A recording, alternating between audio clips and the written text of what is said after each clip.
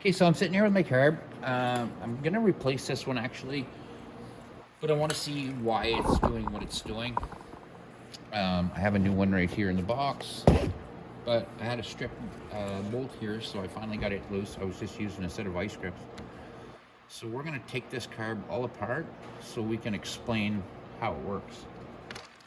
And down on the bottom here, where the bowl is, you'll notice these are like a rivet, and they what they did is when they tighten them in, they snap them off, so you can't really adjust or play with any sort of settings on your carb. That's what they're trying to do. They're trying to stop you from changing the jets or things like that.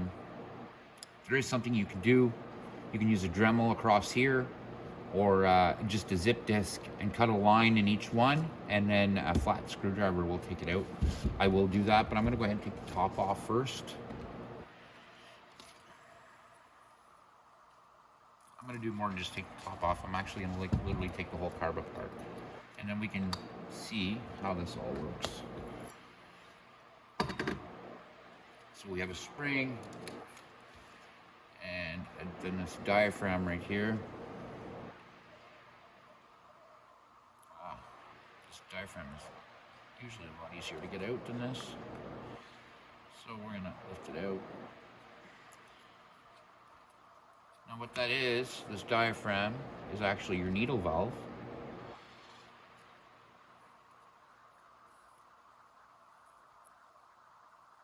So that's what makes gas come through your engine, is the needle valve, and I'll show you how that works too. If you look right all the way down in there, that's your jet way down in there. We will get a better view of that. What we're gonna do is we're gonna take, like I said, everything off, and then we can figure that out. Now here's the electronic choke, so we can go ahead, we can take it off too. And this is usually where these carbs fail, is in the electronic choke, but I've seen those diaphragms fail too. But usually in GY6, it's the carb, it's usually the choke that goes in the carb that's what causes the problem. And then it'll either it'll run, but what'll happen is as soon as the bike warms up, it'll just die. And that's because this is probably stuck in one position. And like I said, it happens. So we'll put that over there. Now as I'm looking around, there's a little spring down there too. I can take out. Yeah, it's not coming out, so I'm gonna leave it. It's probably all dirty. So this carb looks really dirty. If you look inside, everything looks really dirty. There's even dirt down in here. So I'm gonna take this fuel line off. It doesn't need to be on there. So this is it. Like I said, down here is a vacuum. We can go ahead and take the vacuum off too. Like I said, I'm not using this carb anymore, but at least I can explain how it operates. Excuse me.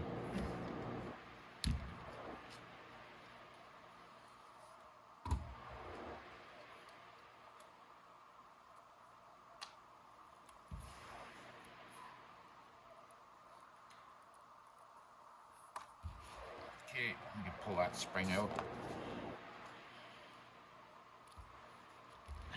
And then there's the pin for the vacuum. That just lets air up, so when you're driving, you have air coming in and out of your carb. So that's what that's for. Now we can pull that out too. And I bet if it's this dirty here, I bet once I get down to the jets here, it's gonna be pretty dirty inside there. I'm gonna go ahead and take all the side off it too. Oof, those are tight.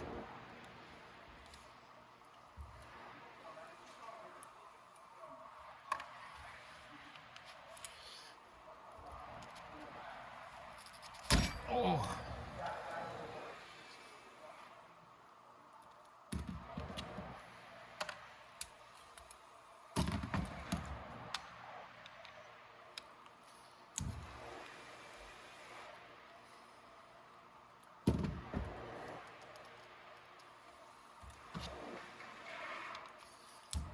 And I usually keep carbs like this, because I might use parts out of it for another carb.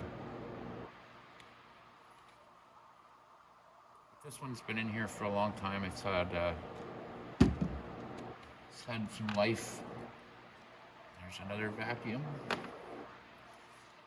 Diaphragm. Pin. Put it off to the side there.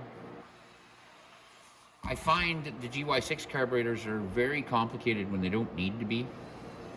A manual choke is so much easier, and it's one less thing that can fail or fall apart while you're riding. So I do like the more common carbs. These aren't a terrible carb, but like I said, it's always better, I find, with the more manual carbs. So I'm going to go ahead and I'm going to make some lines in these bottom screws here so I can get them out, and I will be right back. Okay, so I went ahead and I cut my lines in my screws. You'll see I have a line cut in each one. So all I need now is a flat screwdriver, and I can loosen these off. There we go.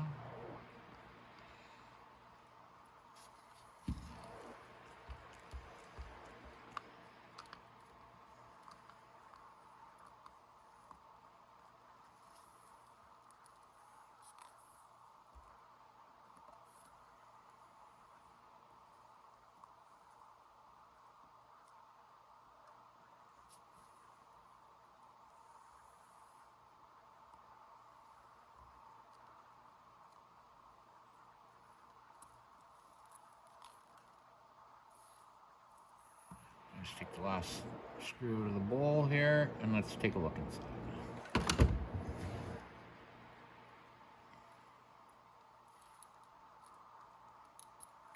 Now this carb is probably about 3 years old, maybe 2 or 3 years old. So let's take it apart and let's see what happened inside here. There. So I'm looking at this right now. I can see there is a massive pile of dirt that came in here. You see that? Got all the dirt in there. Now, you would never see this, or you would never be able to get to this and clean this, or be able to even fix this, because you can't remove those screws. So this is something you'd never see, but this is something that would make your carb fail. Just dirt like that will make your carb fail. So now we get to the carb here. So you have 2 jets in here, one's here and one's here. So that jet we can take out. We can take a look at that.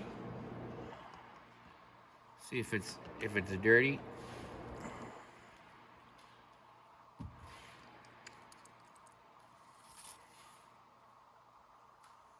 Yeah, it's really dirty. I can't even see any light through it. I can see the tiniest bit of light through this. So when I look up the light, I should see the hole. I should be able to see it, but it's the tiniest little pinhole that's letting gas through there. So even the jet here is dirty.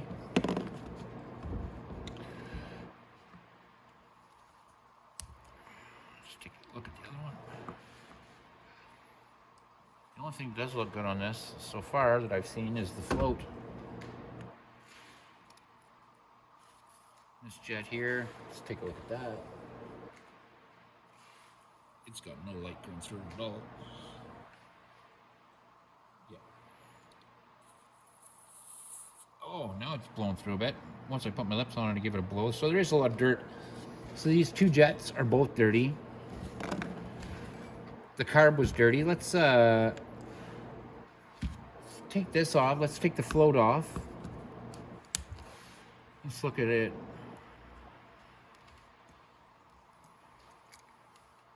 I bet you this is dirty. It could be just old gas, maybe. That's all good. The rubber's good on that. That should be fine. But there is a ton of dirt. Even in the bottom of here, accumulated down in the bottom, there's a lot of dirt. There's dirt all along the edges here. It's just, this is just a dirty carb. So this could have probably been fixed or taken apart, all cleaned out and fixed and put back together. It probably would have ran perfect. But like I said, they don't want you messing with anything on here, because they want you to just buy a new one. They don't want anything to be messed with, just in case you mess up the emissions and the bike starts putting out more emissions. But this is your 50cc carburetor, and I've pretty well explained everything on it. If you have any questions, definitely reply in the comments, and I will answer any questions I can, or I can make a video on it. But this is your 50cc GY6 carb, and that's how it operates. Now I'm going to go ahead and I'm going to put this one in. And this one might have a little bit different style than the other one, but they're the exact same carbs. So I take this one out. And it might, like I said, might look a tiny bit different. Like you'll notice this one's got a plastic top on it, the other one has a steel top. But they're the same carb. There's no difference in them. It's going to operate the exact same. And this is the new carb I'm going to be using. So yeah, so this is your, like I said, your 50cc carb, and that's the things that go wrong with it. So now you know, and you can see, but unfortunately you can't get to the bottom here to do any of that cleaning. Even there, look at, there's dirt built up there too. It's just gotten dirty, this one. So that is your 50cc GY6 carb explained.